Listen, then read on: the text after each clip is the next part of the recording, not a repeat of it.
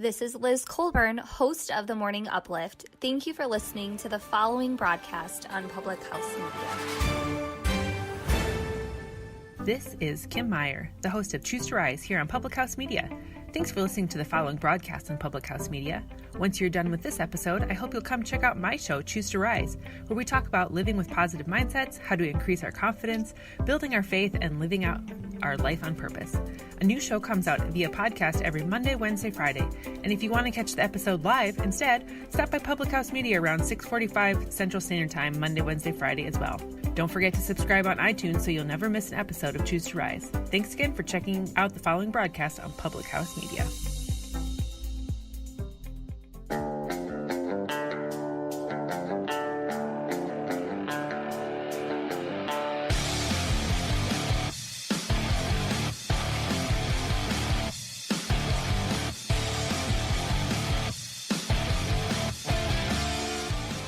Hey everyone, welcome to Beauties and Headcanons, where we're nerdy and you probably are too. This is Elisabeth and I'm here today with Emily, and we're here to talk nerdy to you about Star Wars. For our 66th episode, we really wanted to do something with Star Wars, and we figured there was no better time to talk about Order 66, the development of Anakin Skywalker's character, the inevitability of most of the Jedi Order being wiped out, and perhaps a glimpse into what possibly could have been. And this episode has been brought to you by Squadcast. As you guys know, we've been using them for the past couple of months, and it really streamlines recording our episodes remotely. With this simple browser-based tool, we can log in wherever we are and record, and the files are simply downloaded to the host computer. If you're interested in recording, Squadcast has a free 14-day trial to give it a whirl and see if it's for you. Just go to squadcast.fm and sign up. Since the prequels have just been around for so long now, and it's just like ingrained in our memories, along with the remasters of the original trilogy. Boo! It can be kind of hard to remember like what we knew or what we thought we knew and maybe speculated about before we had the more concrete and sometimes unfortunate information that was relayed to us via the newer trilogy. Yeah, so let's go over a couple of different segments here and then to kind of lay a background so that we know where we're going after, or know what we're starting with, and then where we're going from there. So like what we knew before the prequels came out, like all that we knew was that Darth Vader used to be a Jedi and had fought in the Clone Wars alongside Obi-Wan. And we didn't really know what the Clone Wars were.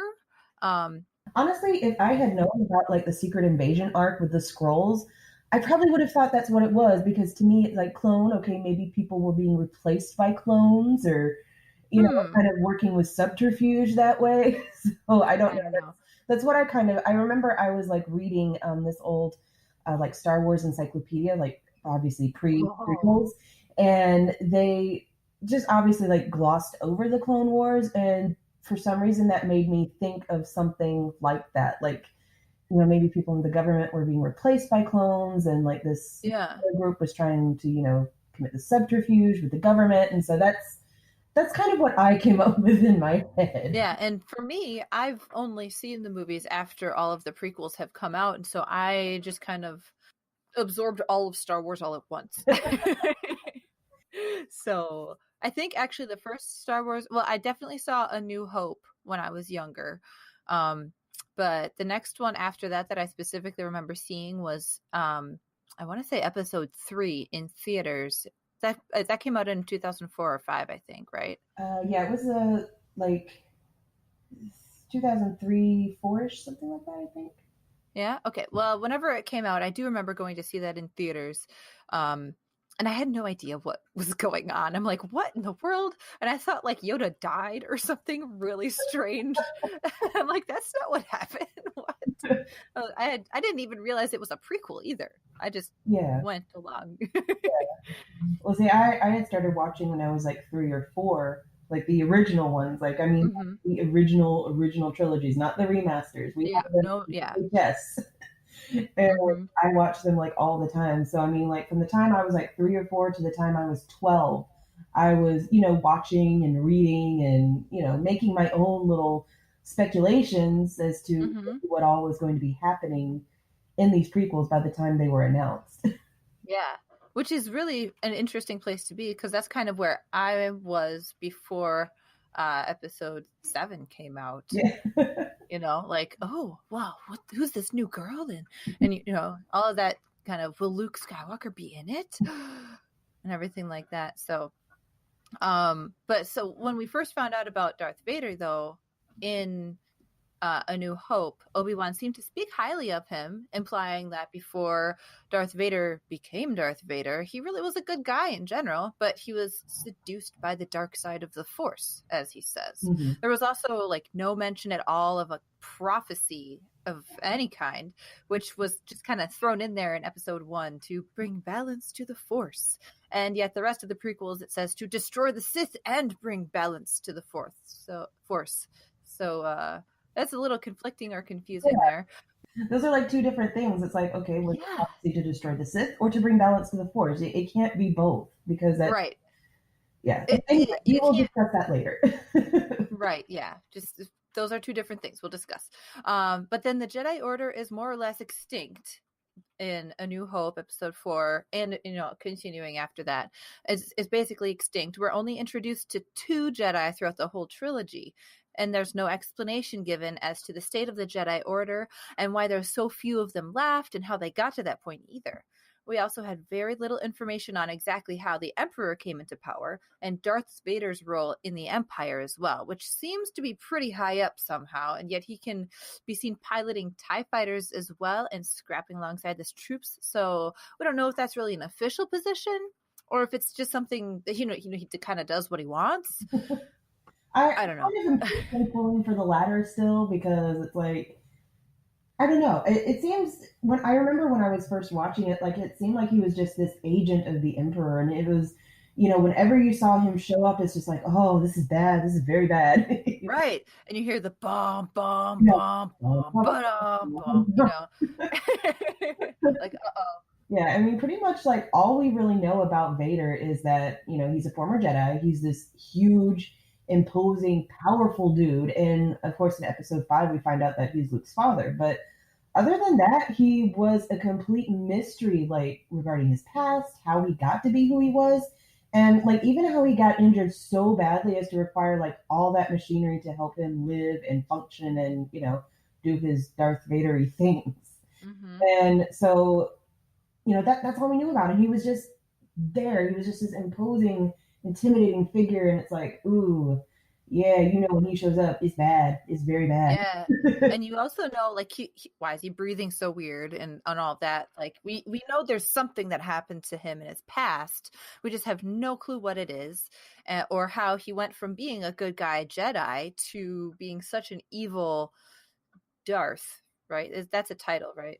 Yeah, that's okay. Although that even was not even discussed in the original episode, because he was just Darth Vader, and there was no because in episode 1 we found out that there was 2 Sith. There was Darth Sidious, who was the Master, and there was Darth Maul. But before that, Darth wasn't even mentioned as a title or anything like that. It was just, oh yeah, that's his name. Right. Yeah, well, and when Luke first spoke with Obi-Wan said, oh, your father died along with me in the Clone Wars. So he didn't even acknowledge that Darth Vader was the same being. I think what he said specifically was that Vader killed his father. That's right. Yeah. And so obviously in the 6th episode, once he finds out that Vader is actually his father and he's Anakin Skywalker, he's like, why did you lie to me? He's like, well, I really actually told you for the truth from a certain point of view, because Darth Vader, this dark side, killed off the good that was Anakin Skywalker. Right. But I mean, still, before the prequel episodes, this was all the information that was to be gleaned from the original trilogy regarding anything about what happened before up until episode 4. That's pretty much it. you don't get a whole lot of backstory. You're pretty just plopped in the middle of the action, which I don't think is necessarily a bad thing. No, I kind of enjoyed that, actually. Yeah. I mean, obviously you have to do some sort of setup, but you don't have to do this extensive groundwork laying that some stories like to go into. So sometimes just getting to the action can be just as good as spending all this time building up this mythos that you want to tell. But which is why I love backstory. It's like I do love the action story and everything, but then once I've seen the action, I'm so much more interested in the backstory. Oh yeah. Now, obviously, when it comes to the prequels, we get a lot of backstory on Darth Vader, also known as Anakin Skywalker. We get that he was born a slave, that he was brought to the Jedi Temple and trained.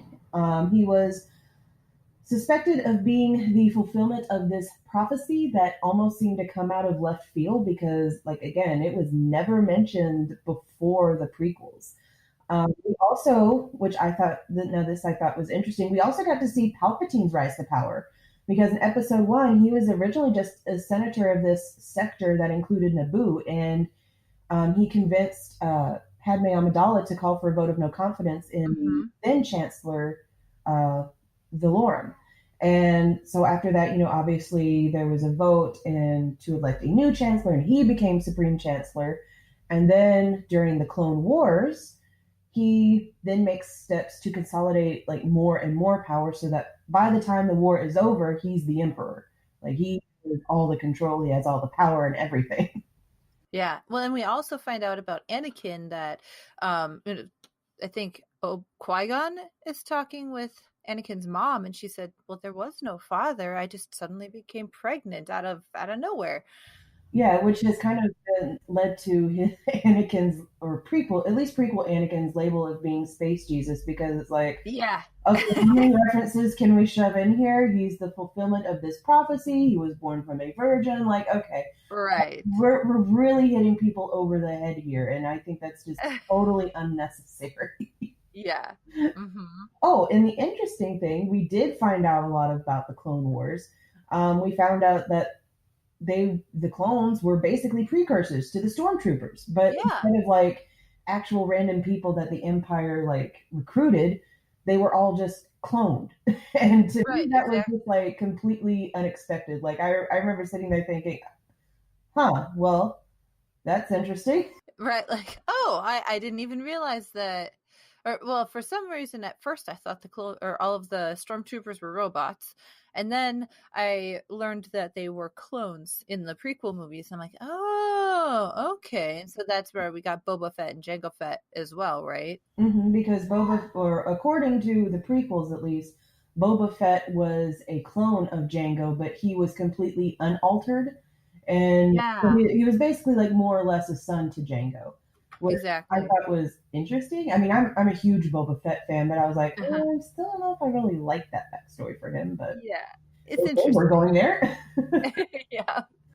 Yep. And then so getting into Order 66, then we don't know a ton about how it originated. We just know that it was given. Palpatine just issues Order 66, and then all of a sudden all the clone troopers turned on the Jedi and killed them all. And then in the Clone Wars cartoon, which I haven't seen, I'll let Elisabeth discuss that part. Yes, I highly recommend watching the Clone Wars cartoon. Like seriously, my husband never even watched Star Wars until about 2014. And he only watched the original trilogy. He never watched the prequels. And then we ended up watching the Clone Wars cartoon together. And seriously, it is so much better written than the prequels. I highly recommend finding it and trying it out because it is just so much better. But it goes into a lot more detail. And the thing with Order 66 was it was actually even a very big plot detail in one of the episodes where this plot for Order 66 is almost uncovered. According to Wikipedia, which is the Star Wars wiki. I love it. I absolutely love it.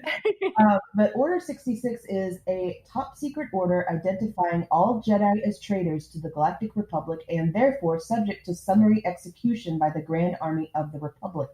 The order was programmed into the Grand Army clone troopers through the control chips implanted in their brains, making it impossible for the clones to disobey the command to turn against their Jedi generals. The Kaminoan scientists who designed the clone troopers believed it was only to be used as a contingency protocol against renegade Jedi, but in secret, Order 66 was the means by which the Sith intended to bring about the fall of the Jedi Order. Oh, boy. Yeah, so, I mean, that to me makes a lot more sense than just, having this Order 66 and then all of a sudden just expecting all of these clone troopers to just mindlessly obey, because even though they're clones, I mean, they're still human beings. They can still think. That was like Right. that was their whole thing for, them being better than the droid army, is because, they have these instincts that you can't really program into Yeah. a machine.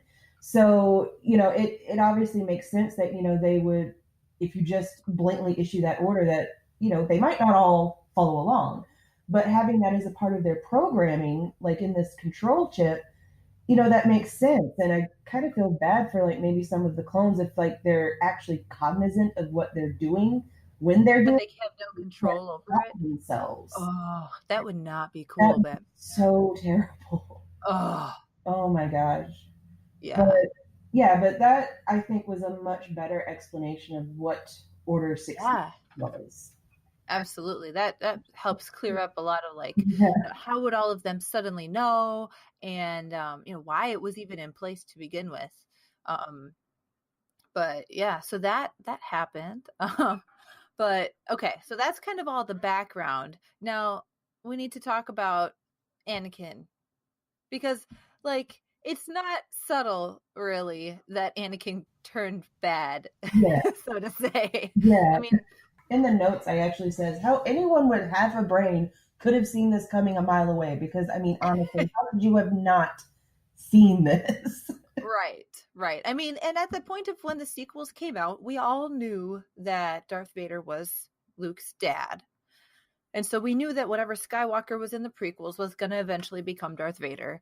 But like, it's not consistent with the original person that they're describing in the original movies, really. No, not really. And I mean, really, even this edition of the prophecy, like with the whole bring balance to the force thing, and Mm-hmm. then because that's actually the part of the prophecy that was mentioned in episode 1. Right. And then in like later episodes, it was expanded into destroy the Sith and bring balance to the Force, but that makes no sense. So it's kind of my head that the destroy the Sith part was kind of just added as an afterthought, and maybe just like conjecture put on that prophecy, because balance means everything is equal. Like, and in Yeah. the Force, there is the Jedi, who is part of the light side, and there's the Sith, who are part of the dark side. So if one of them is utterly destroyed, and there's only one side, that's not balance. Exactly. And I think I talked about this last like December or something, when I had Danny Domera on the show with me. Mhm. He used to host podcast A Star Wars Story with Ezekiel Drews, and Danny and I talked about like our predictions about Rey and how her force abilities would be used, and we discussed the prophecy and said, well, being balanced, the force itself always wants to be balanced, and so bringing balance to the force, like you said, doesn't mean getting rid of half of it. Yeah. Like, how many scholars had studied this prophecy and debated this, and somehow nobody saw this as a bad thing? Yeah. Like even when I was 12 years old watching episode 1 in the theaters, like I was listening to this prophecy about bringing balance to the force, and I'm like, this is not good. This is how the Jedi are going to be wiped out, because this is how balance is going to be achieved, because by episode 4 there are 2 Sith and there are 2 Jedi, or at least that is presented in the movies. And Right. I mean, I don't know about you, but that seems pretty balanced to me. Yeah, exactly. And that's pretty much exactly what Danny said, was that, everything wants to be on an even playing field. I think he even mentioned that, like, with the strength of one side, like if there's a very strong force user of dark or light side, then that amount of the opposite side of the force needs to be equal. So like if there's one really strong force user on the dark side, there would be either a whole bunch of weak-ish for light side force users, or like one really strong light side force users to balance it out. Yeah. And again, like I know I keep mentioning the Clone Wars cartoon, but seriously, it brilliantly illustrates this prophecy and the implications and what it really means. And still, it really goes over the Jedi's head. But there is this. I don't think it's just one episode. I think it might be 2 or 3 episode arcs with this brief introduction of these 3 ancient force wielders. There's the father, the son, and the daughter. and they reside in this like ethereal realm known as Mortis. And the son represents the dark side, and the daughter represents the light side. So I mean, the son like acts kind of like the Sith, the daughter acts kind of like the Jedi, and then the father helps keep them in line. They, preserves both of them. He doesn't want them to die. He doesn't want either of them to be destroyed, but he keeps everything in balance, because if one of them were to destroy the other, or even if he were to die and lose that control over them, then the universe could potentially just be destroyed, completely destroyed by the two force wielders. So really, one can't truly exist without the other. It's like a vacuum. There has to be somebody there. So, and yet, like after all this information and illustrations and thoughts like hitting them over the head, like I don't, they still don't get it. They still don't get it. They're just so set in their ways, so to say, or like they're so like the light side is the best and the only way to be, that they're almost blind to the fact that balance is important. Yeah, like I kind of think that like a lot of them, at least by this point in time, because now in the original trilogy, Obi-Wan refers to the Jedi Order as being peacekeepers of the galaxy for 1,000 generations. And then in the prequel episodes, they changed that to 1,000 years, which is much, much different. But regardless, like which it is, like the Jedi have been around for a long, long time. Yeah. So I kind of wonder if like it's just this arrogance of, oh, well, nothing can really happen to us. There's too many of us. We've been around for too long. And I think that kind of lulls them into this comfortability where, I guess they're just too stupid to see this downfall until it's way too late. Right. Yeah, exactly. And like, okay, so then relating this prophecy and the idea of balance back into Anakin. I mean, this kind of begs the question, like, is the inclusion, like, at least from a writing standpoint, is the inclusion of this prophecy to force this narrative really necessary? Yeah, I mean, it seems like it's something thrown in there to like try and make him good, but then the way he acts, yeah, because he's, I mean, obviously from the information we had before, Luke's father was just a Jedi. I mean, a great Jedi, but he wasn't some like super important Jedi within the Order. He was just, he was just Jedi. So, and I mean, they even seem to contradict what little they did set up, because, I mean, from pretty much from the start, Anakin is shown to be a bad apple. He's not this devout Jedi who was seduced by the dark side. Yeah, I mean, we see, especially in episodes 2 or 3, we see all these dark tendencies. In episode 2, he slaughtered this group of Tusken Raiders. I mean, it's like, okay, there are all these signs like popping up like, hey, this guy is trouble. Hey, yeah, I mean, he's wrong. One of the basics of learning to use the Force as a Jedi is to keep control over your emotions, and it never seems like Anakin ever learned that. Yeah, and I mean, there's the whole thing with like, using the Force to like shield your thoughts and your emotions so that nobody else can, can see them. So, I mean, I guess that's kind of like an argument for, for how like maybe they didn't know what was going on with him. But I mean, come on. Ursula once said in The Little Mermaid, don't underestimate the importance of body language. And I mean, you can see him when he's sitting there, when he's talking to Mace Windu, when he's talking to Yoda. Like, he is obviously very irritated. He's frustrated. He's, he is very conflicted. And it's like, how do you not see that? Like, I wonder, like, my husband wondered this earlier. He's like, is being so connected to the Force disconnect someone from common sense? I don't know. Like, it or disconnect you from, like, being able to properly analyze situations. I don't know. Like, it's so weird. It's like you give up this, you kind of give up everything for, like, this wide, big picture view, but then you miss so many details in the little picture that you miss that everything in the big picture changes because you missed them.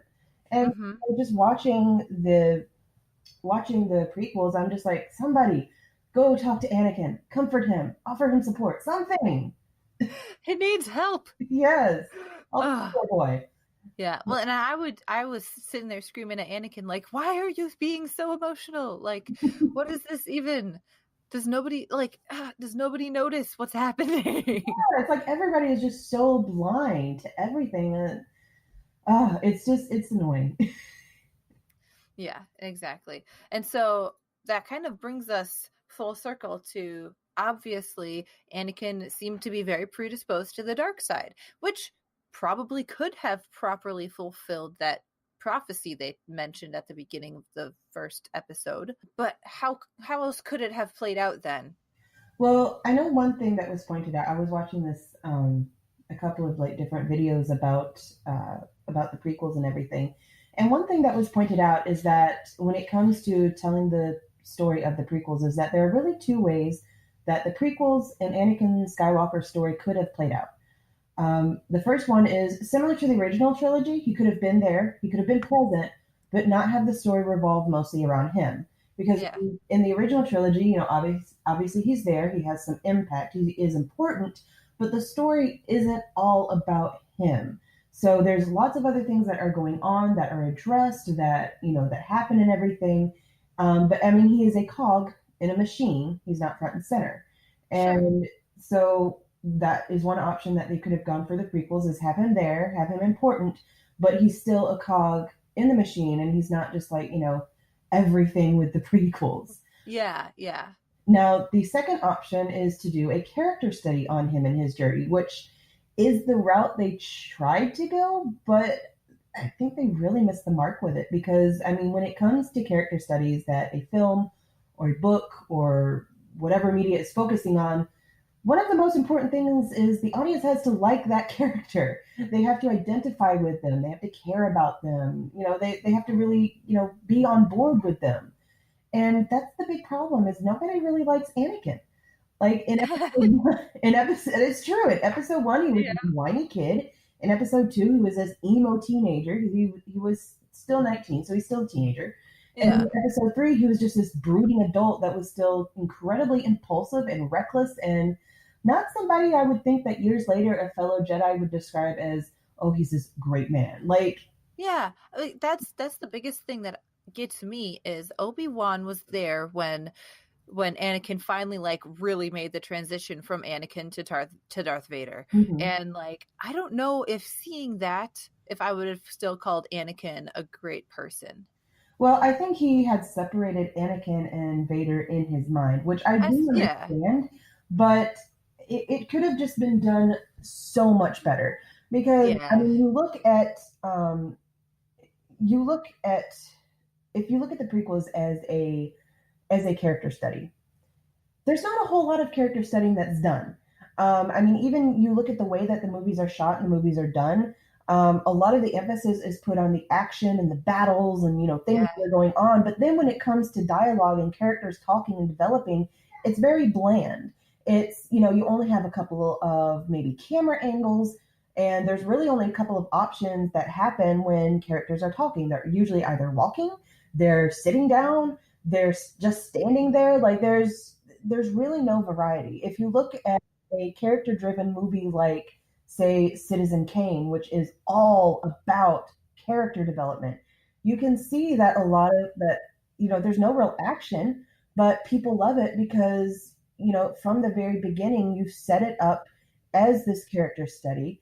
You get people to like this character, to want to see this through to the end, and then you show that journey, and you make it interesting on the way. Right.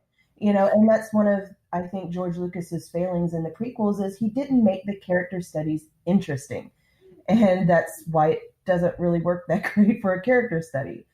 I mean, the Clone Wars cartoon does a much better job of showing his character maturing along the way, but I mean, with the movies, what you see is what you get, and it's just kind of hard to care about a character who is supposed to be good and great, or at least that Obi-Wan Kenobi says is good and great in episode 4, and yet you can obviously see that they're bad from the start. So it just doesn't make sense. Yeah. Well, and even like you said, Anakin as a whiny kid, like I don't know how that kid could have. He was so whiny, and I don't know if it was just because of like him in his lot in life, or if it was the way his character was acted, or what it was. It was just, I didn't like him. I think it was probably just a perfect storm of subpar writing and subpar acting, which kind of goes hand in hand because I mean, you can give a really great actor some crap material, and I mean, they can really only work with what they have, you know? So, you know, when you have a younger actor that maybe is not like the best, I mean, I don't want to get on Jake Lloyd because Oh no. he seems like a cool guy. But I mean, not all child actors are that great. Most of them are still like learning their craft and everything. Sure. And I think he was just like shuffled into this role that was very important from the start, and it was just a little too much. It was a little bit too above his abilities at the time. And Yeah. I think it was just this perfect storm. I think a much better way of just approaching Anakin's character in general is to make him that great Jedi from the start. Don't give him all these, you know, dark tendencies. You know, you want to get the audience invested in who he is. Like, even if they know who he'll be eventually, make them so invested, they'll forget his future and maybe even hope he can overcome in some way. Like, just in that moment, watching it in that theater, just, you know, have them hold their breaths and say, oh, is he going to make it? Is this going to happen? You know? And at least in my experience with watching movies, reading books, even in writing, the most effective way to turn a good character bad is to give them a lofty goal and then have them develop tunnel vision, where the goal is good and the character thinks it to be attainable, whether it actually is or not. And then they start to suffer setbacks, maybe some tragedies. Then they become so immersed and wrapped up in their goal that the ends start to justify the means, and suddenly they're doing these horrible, atrocious things in order to accomplish this goal. So what that could have meant for the movie is, okay, so after Anakin is established as this good moral character, you know, somebody that, you know, the Jedi Order is, you know, considers a good Jedi and is, you know, this very well respected man in the Jedi Order, maybe you want to give him this drive, this want, this goal of bringing peace to the universe.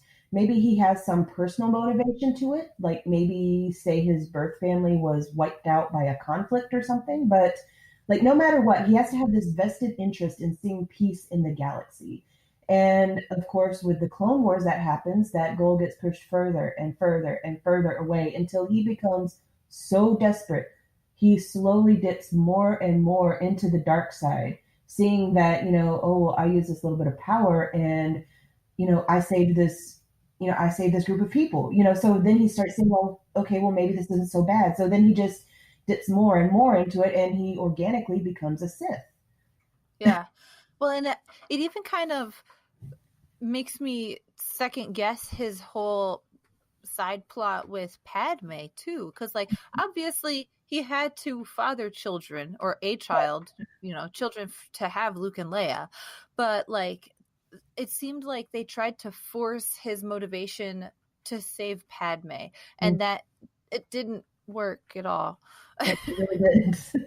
No. I mean, it doesn't even work if you think about it in the grand scheme of things, because I mean, this is supposed to be a very technologically advanced society, and like you're telling me they couldn't just save a woman in childbirth, like just say, okay, you know what, this is obviously not going right, let's do a C-section. I mean, exactly. I with my own son, I was induced and I was in labor for maybe 1.5, maybe 2 hours, and my son started showing signs of decelling or fetal distress with the contractions. And it did not take very long for them to like observe, maybe try to like rotate me a little bit to see if like maybe a different position would be better. And then like, okay, this isn't changing. We need to get him out. We need to get him out now. And I mean, from that time that the decision was discussed to the time that I was in the surgery room was maybe about 30 minutes. And I mean, this is in a society that does not have all this fancy schmancy technology. Like, it just seems totally implausible that they would just, you know, allow her to suffer and die in childbirth if it's totally preventable. Exactly. Well, and that brings up a theory that I had heard a while back that, you know, Anakin was basically dead when Palpatine gave him his like new body or whatever. And there's the theory that they used the rest of Padme's life force to bring Darth Vader back to life, essentially. I had heard that theory too, and honestly, in the context of the prequels, to me, that's the only thing that really makes sense. Right. Because Palpatine had already been talking about how, he knew how to create life, how to, end life with the Force, which kind of also gives me pause to wonder if he had a hand in Anakin's conception, since he has this to create life. I don't know, but possibly. I don't know. I've just thrown it out there, but to me, it always made much more sense that instead of Padme dying from a broken heart or something, I don't know, that Palpatine just siphoned off her life force and gave it to Anakin, or just siphoned it off and killed her anyway because he wanted to make sure that Anakin was kept on his side. Because really, once Padme is safe, Anakin has no real need to stay with Palpatine. But once Padme dies, then it's like, okay, well, where else is he gonna go? He's killed off the rest of the Jedi. The Jedi is no more, and now Palpatine is in charge of the Republic, which is now the Empire. So it's like, okay, well, I guess I'll stay with you then because I don't really know anything else. Yeah, no, exactly. Mm-hmm. And so, yeah, like they definitely could have done a better job of turning Anakin into Darth Vader. And yeah. I think they did try to do the character study, but to me, when I was watching the prequels, I never really felt like Anakin was a full-fledged Jedi. It always seemed to me like he was still a Padawan. Yeah, it always, like, even when he was a knight and everything, like it just seemed like they were always like looking down on him and his abilities, and it's like well, you yourselves are thinking he's part of this prophecy. Why do you keep looking down on him? If he's supposed to be this, fulfillment, why do you keep second guessing him and giving him these menial jobs? Like, yeah, exactly. I think, and also, like, I think the lack of trust in him caused him to distrust the Order as well, which caused him, or the Jedi Order, which might have also encouraged his turning too. Definitely. And the thing is a really good character study has a lot more subtlety to it, where obviously the audience can follow along with what's happening, but you aren't hit over the head with it. And in Anakin's case, you are really hit over the head with it because he has all of these great expectations that are put on him, but then he's not really given a whole lot of room to operate. He's not giving a whole lot of leeway in what he does. And even just down to the costume. Have you seen any other Jedi Padawans that wear this dark colors? Like, no. Could you really make it any more obvious? Yeah, right. Exactly. Exactly. And it's not to say that Star Wars stinks or we hate Star Wars or anything, because we enjoy the world. We enjoy Star Wars in general. And I love learning the backstories of characters. And even I think the prequels are at least worth a little bit to see who Qui-Gon Jinn was, as he trained Obi-Wan and that sort of stuff too. And then also, importantly, I think, to see the rise of Palpatine. Oh yeah. There is some good information in there that you can kind of pick out of there. And I love the whole universe of Star Wars. It was one of my very first fandoms. So, this is a fandom that I'm very passionate about. But I think it's kind of a mark of maturity to be able to look at your fandoms that you love so much and be able to criticize it and point out things that don't work and how it could be better. Because to me, that says that you don't just blindly love whatever fandom you're into. You love your fandom in spite of the flaws that they have, not because you think they're perfect, but because they aren't perfect. And you still love them anyway.